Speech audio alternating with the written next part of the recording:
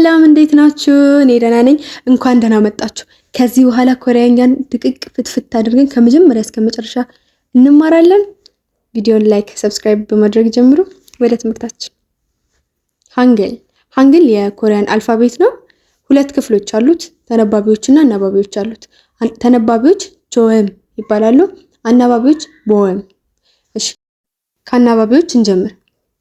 አናባቢዎች 21 ፊደላቶች አሏቸው። ከ21ዎቹ መካከል 10ሩ መሰረታዊ አናባቢዎች ናቸው። የቀሩት 11ዱ ደግሞ ተነባባሪ አናባቢዎች ናቸው። እሺ መሰረታዊ አናባቢዎችን ላሳያችሁ። እዚህ ናቸው መሰረታዊ አናባቢዎቹ። እናንበባቸው። አ ያ ኦ ዮ ኦ ዮ ኡ ዩ እ ኢ። እነዚህ ናቸው። ድጋሚ እንበላቸው። አ ያ ኦ ዮ ኦ ዩ ኡ ዩ እ ኢ። እነዚህ ደግሞ ራሳቸው ሁለት በመሆን እነዚህን ፊደሎች ይፈጥራሉ። ኤ የ ኤ የ ዌ ዋ ዌ ዊ ዎ ዌ እ። እነዚህ ናቸው። እንዴት ሁለት ሁለት ሆነው ደግሞ ቃላቶቹ እነዚህ ፊደሎች እንደሚመሰረቱ ላሳያችሁ። አና ኢ ኤን ይመሰርታሉ። ያና ኢ የን ይመሰርታሉ። ኦና ኢ ኤን ይመሰርታሉ። ዮና ኢ የን ይመሰርታሉ። ኦና ኢ ዌን ይመሰርታሉ። ኦና አ ዋን ይመሰርታሉ። ኦና ኤ ዌን ይመሰርታሉ። ኡና ኢ ዊን ይመሰርታሉ። ኡና ኦ ዎን ይመሰርታሉ። ኡና ኤ ዌን ይመሰርታሉ። እና ኢ የሚለውን ፊደል ይመሰርታሉ ማለት ነው። እሺ አሁን ተነባቢዎችን ደግሞ እንመልከት። ተነባቢዎች 19 ፊደላቶች አላቸው። ከ19ኙ መካከል 14ቱ መሰረታዊ ተነባቢዎች ናቸው። የቀሩት 5ቱ ደግሞ ተነባባሪ ተነባቢዎች ናቸው ማለት ነው። መሰረታዊ ተነባቢዎቹ እነዚህ ናቸው 14ቱ። እስኪ እያንዳንዳቸውን ደግሞ እንመልከት። ይህ ፊደል ጊዮክ ይባላል። ግህ ሳውንድ ነው። እዚህ ጋር እንደምትመለከቱት መጀመሪያና መጨረሻ ላይ ያሉት የራሱ ፊደሎች ናቸው። ለምን እንደዚህ ሆነ? ስሙን በምንጠራበት ሰዓት ፕሮናንሴሽኑን እንድንረዳ ነው። ለምሳሌ እዚህ ጋር ጊዮክ ብለን ስንጠራ ስሙን መጀመሪያ ላይ እና መጨረሻ ላይ ያሉት የራሱ ፊደሎች ስለሆኑ ሳውንዱን እንረዳዋለን ማለት ነው።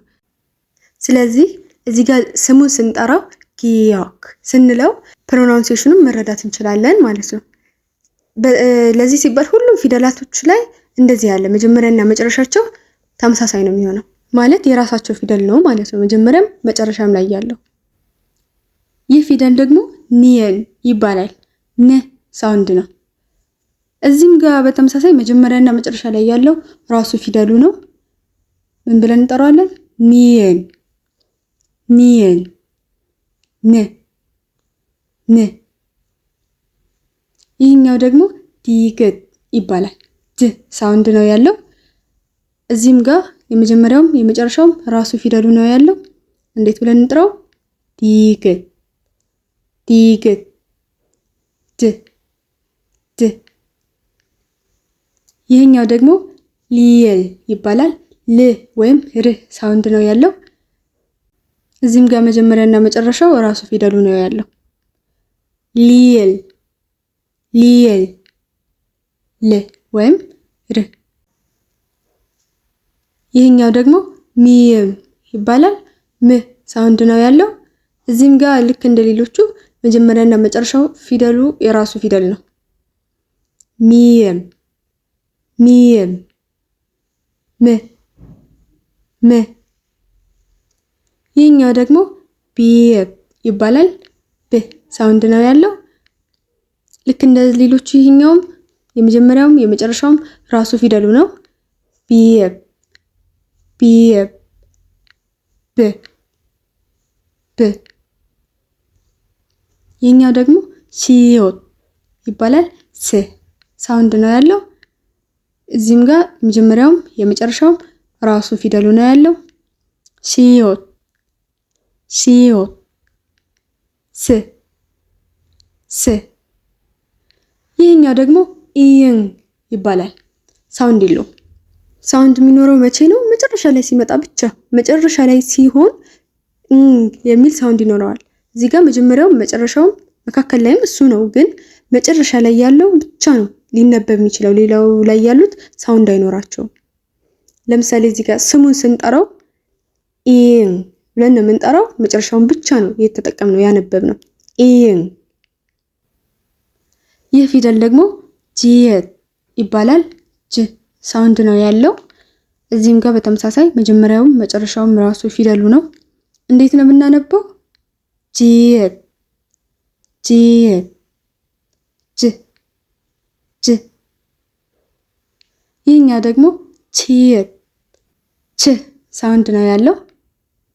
እዚህም ጋር መጀመሪያና መጨረሻው ራሱ ፊደሉ ነው ያለው። እንዴት ነው የምናነበው? ቺየት ቺየት ች ች። ይህኛው ደግሞ ቲየት ት ሳውንድ ነው ያለው። እዚህም ጋር እንደሌሎቹ መጀመሪያውም መጨረሻውም ራሱ ፊደሉ ነው ያለው። ቲየት ቲየት ት ት። ይህ ፊደል ደግሞ ፒየፕ ይባላል። ፕ ሳውንድ ነው ያለው።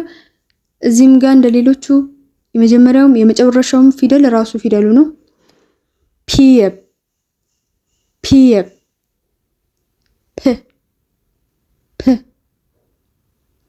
ይህኛው ደግሞ ሂየት ይባላል። ህ ሳውንድ ነው ያለው።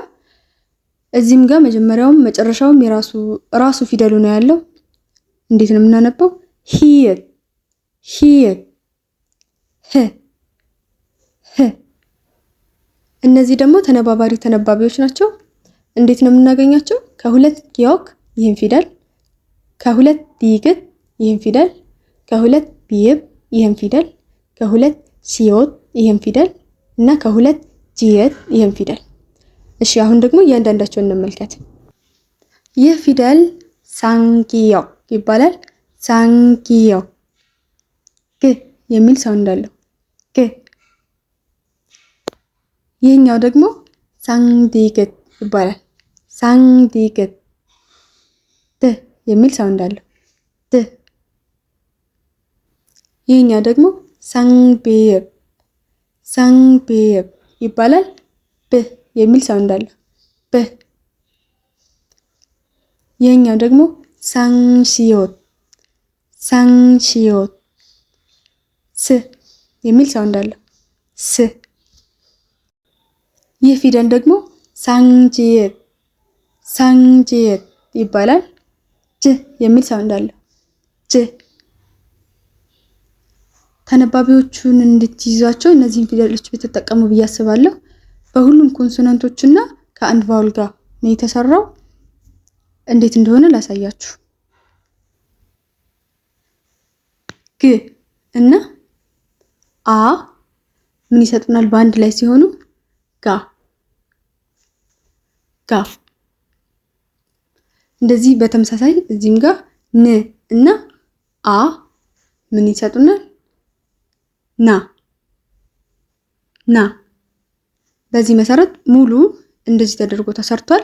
ጋ ና ዳ ራ ማ ባ ሳ አ ቻ ቻ ካ ታ ፓ ሃ ጋ ዳ ባ ሳ ጃ። እንደዚህ አድርጋችሁ ለመያዝ ሞክሩ። ደግሞም ትይዛችኋላችሁ። ቀላል ነው። ለዛሬ እዚህ ጋር ይበቃናል። ሰብስክራይብ እና ላይክ አድርጋችሁ ቤተሰብ ሁኑ። ባይ ባይ።